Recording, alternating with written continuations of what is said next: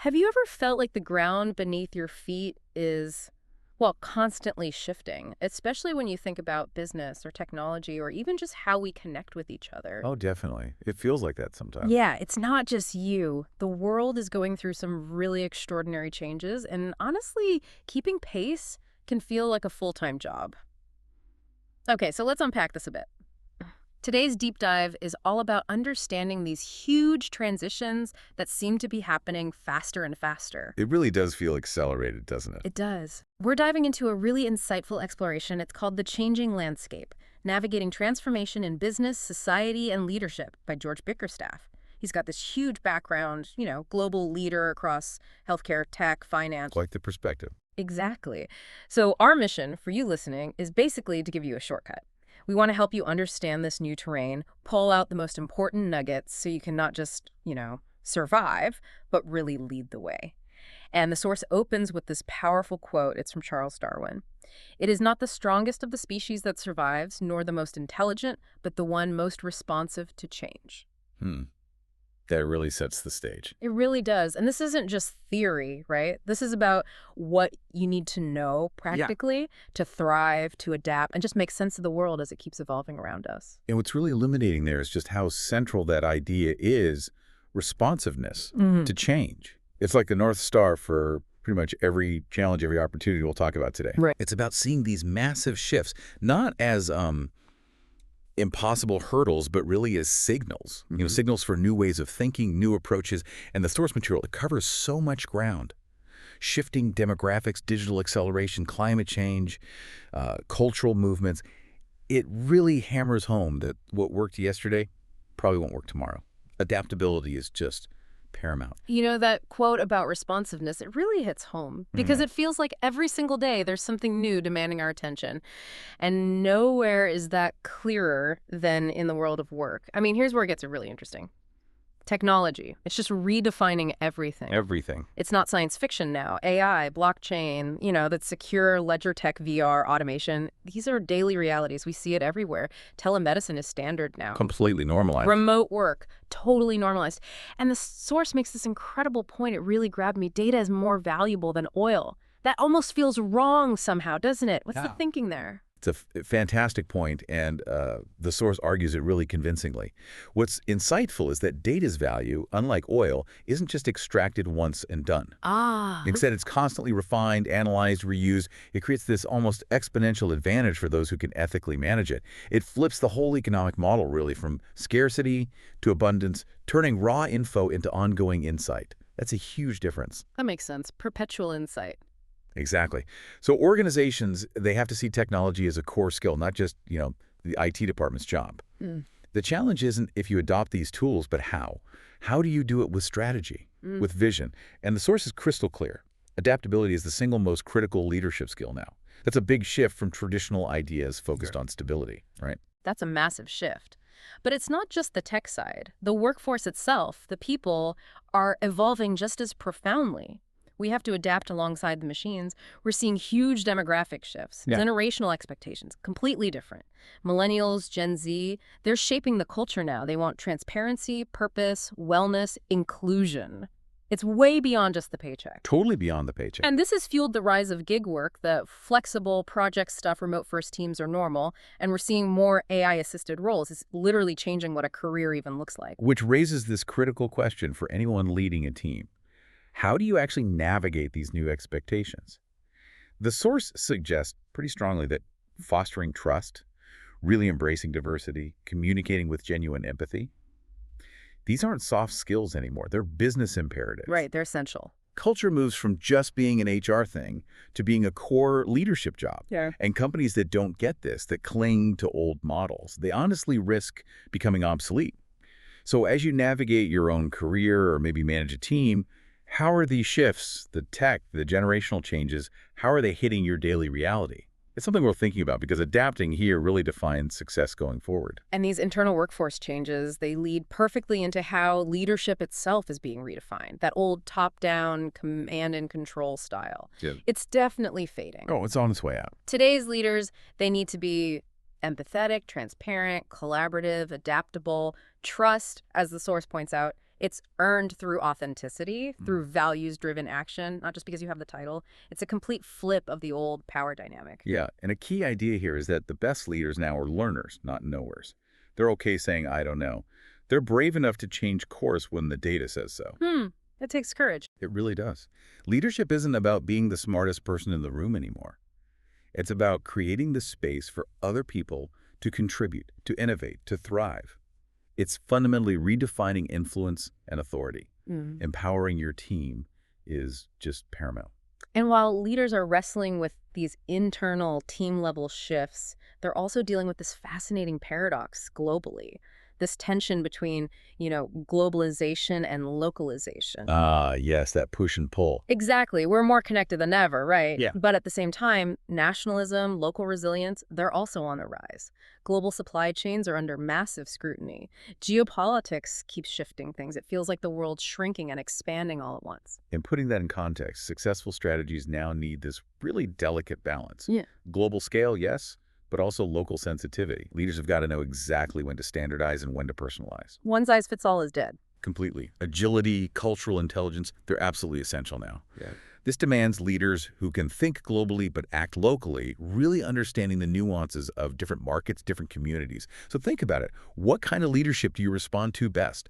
And how do those big global events, maybe shifts in trade or supply chains, how do they actually affect your local community or your workplace?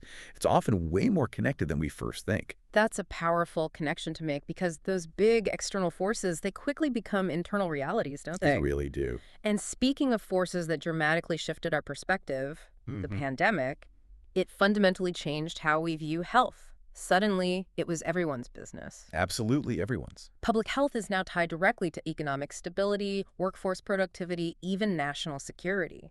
And mental health especially has really come to the forefront. Burnout, anxiety, just general wellness. These are strategic priorities for companies now, not just personal things. It's a huge expansion of what duty of care means. Totally. The source really stresses that business leaders must integrate health and well-being into how workplaces are designed, into benefits, into the actual culture. Public health awareness isn't a nice-to-have anymore. No way. It's foundational for resilience, for trust within the company. Employees expect it, frankly. And a healthy workforce is a productive workforce. It's about seeing the whole person, not just the output. And right alongside human health is the health of our planet. Environmental responsibility is, well, it's urgent. Climate change isn't some future problem. It's here now. It's here now. It's pressing. Stakeholders, investors, customers, employees, they expect organizations to measure, report, and actively reduce their environmental footprint. ESG reporting, tracking environmental, social, governance factors, not just profits, becoming mandatory in lots of places. Oh, it is. Yeah. This isn't just about ticking boxes for compliance. It's about reputation, long-term survival. And it marks a significant shift, moving away from those old profit-only models to what the source calls triple bottom line thinking.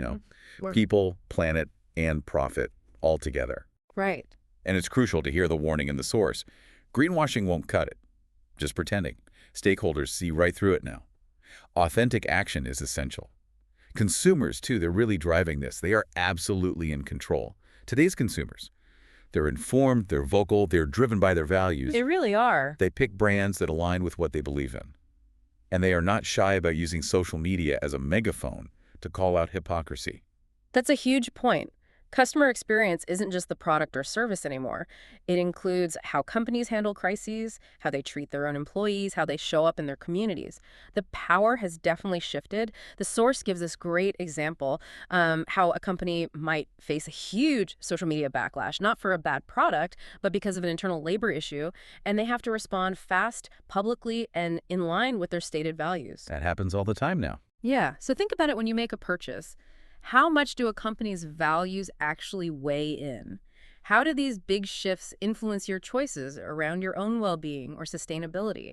These are really personal questions, but they have global relevance now. Indeed, they do. And, to keep up with all these changes, education and skills have got to constantly evolve, too. The half-life of skills, it's shrinking fast. Very fast. What you learned maybe 5 years ago might already be out of date. So continuous learning isn't just a good idea, it's the new norm. For individuals, for organizations. Education systems themselves are trying to adapt, teaching adaptability, critical thinking, emotional intelligence. Things like certifications, online courses, cross-disciplinary skills, they're becoming vital. The source really emphasizes that curiosity is almost as valuable as competence now. Exactly. And organizations need to invest in upskilling, not just for efficiency, though that's part of it, but for empowerment, Right. recognizing talent development as a massive competitive advantage. It really is. It's about building a workforce that's ready for whatever comes next, that can embrace change.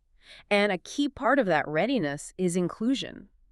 It's just non-negotiable now. Absolutely non-negotiable. It's recognized as essential for innovation, for growth. The source makes a strong point. Homogeneous thinking, everyone thinking the same way, leads to blind spots.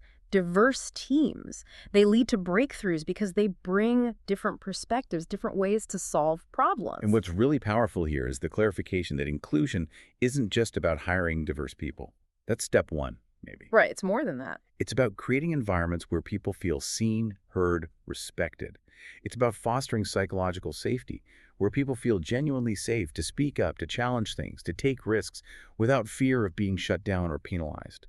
Inclusive leaders, they listen more, they judge less, they champion equity. And recent social justice movements have really pushed these issues right to the front. Leaders need to respond not just with words, but with actual systems that embed inclusion deep into the organization's DNA. So, what skills are you actively working on to stay relevant? And how can you help foster more inclusive environments wherever you are? These are actions we can all actually take. That's a really powerful call to action there. Okay, so let's try and bring it all together. The big theme here, it's crystal clear, isn't it? It runs through everything we've talked about. Yeah, Change is the only constant. it really is. The leaders, the organizations, the societies that are going to thrive, they'll be the ones that stay agile, curious, and really aligned with their values. Planning for the future isn't just forecasting anymore. It requires scenario thinking, ethical foresight, and just this deep commitment to lifelong adaptation. The pace, as the source warns us, it isn't slowing down. No chance of that. Yeah. And zooming out for a second, the source actually highlights some really powerful examples of people navigating this changing landscape successfully. Leaders like Satya Nadella at Microsoft. Oh, yeah, big transformation there. Huge. Championing innovation, inclusive leadership, that whole cultural shift. Or Jacinda Ardern, former PM of New Zealand, known for that compassionate governance, especially in crises. Very distinctive style. And Mary Barra at GM, leading that massive, difficult shift towards electric vehicles against huge industry inertia. These people really embody the principles we've been discussing. They show how these ideas translate into real-world action and impact. Great examples. So what does all this mean for you listening right now? Well, the source hopefully distills it down into top 5 takeaways. They're super clear, very actionable. First, this relentless pace of change. It demands new leadership models, rooted in adaptability, rooted in empathy. Absolutely key. Second, technology, sustainability, inclusion. They're not optional extras anymore. They are central to success, period. Third, health, well-being, mental fitness. These are strategic business priorities now, not just nice HR perks. Strategic is the right word. Fourth, consumers, employees. They expect values-driven decisions from the organizations they deal with, increasingly so. And fifth, leaders have got to expertly balance those big global trends with local needs, local action, moving with agility. So this deep dive, it's not just about gathering knowledge, is it? It's really about empowerment. Exactly. And for anyone ready to act, the source gives us 5 actions to take, pulled right from the material. 1. Invest in continuous learning and skill development, not just for your team, but crucially for yourself too. Good point. Lead by example. 2. Audit your organization's environmental and social impact. Move towards authentic ESG practices. Don't just talk about it. 3. Foster that culture of psychological safety and inclusion. Make sure every voice feels heard and valued. 4. Embrace technology strategically. Don't just react to it. Integrate it with purpose, with vision. And 5. Prepare for change by building adaptable systems and adaptable people. Build resilience right from the ground up. And smartly, it also flips it, outlining 5 actions not to take, basically. Don't rely on outdated leadership styles. Don't assume the past predicts the future. Don't ignore those rising consumer expectations. Don't delay sustainability action. And don't resist digital tools out of fear or inertia. That's a really useful set of guardrails, isn't it, for navigating this complex world. Every shift we see, tech, cultural, environmental, it brings both risk and opportunity. It really is about embracing the moment, leading with clarity. The landscape will keep changing. Our ability to respond, that's what defines success. It truly will. The future isn't just something that happens to us. It's being shaped right now by how we choose to adapt and lead. So, what does this all mean? Given everything we've discussed today, what's the single aspect of this changing landscape that you are most excited to explore further? Or maybe, what's just one small step you can take this week to become a little more responsive to change? And for those of you who really want to dive deeper, the full book, The Changing Landscape, Navigating Transformation in Business, Society, and Leadership by George Bickerstaff, it's out there, available in different formats. Plus, there are other titles in the lesson series that are really worth checking out. We definitely encourage you to look for those additional resources.